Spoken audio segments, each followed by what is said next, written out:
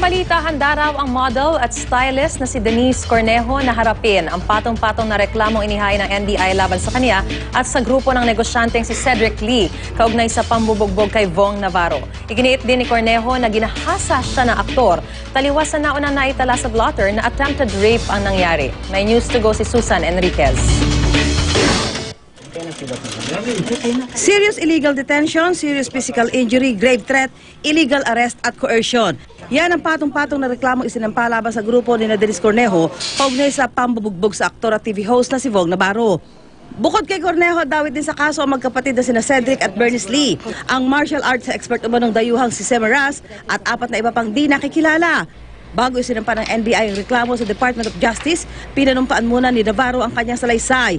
Binasa ng mga tauhan ng NBI kay Navarro sa ospital ang 6 na pahinang salaysay dahil hirap umanong makakita ang aktor sa ngayon. Katatapos lang kasi noong sumailalim sa operasyon ni Navarro dahil sa nabasag na cartilage sa kanyang ilong.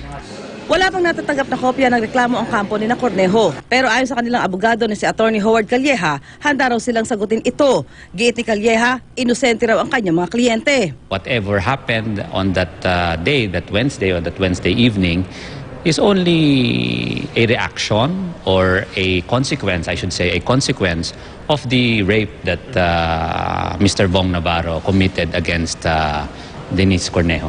Attempted rape ang nakalagay sa blotter ng dalhin si Vong sa pulisya. Pero ayon kay Calleja, base sa mga impormasyong ibinahagi sa kanya ng modelong si Denise, ginahasa raw siya ni Navarro. Sa aming evaluation, no?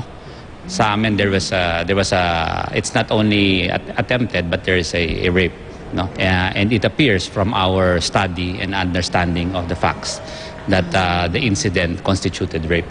Sir, and that's also according to Denise. Well, that is the facts that's presented to us. Pinabulaanan ito ng kampo ni Vong, sabay buweltang huli na raw para baguhin pa ni Denise ang kanyang istorya at mas mabuting isampa na lang daw nila ang kanilang reklamo. Susan Enriquez, GMA News.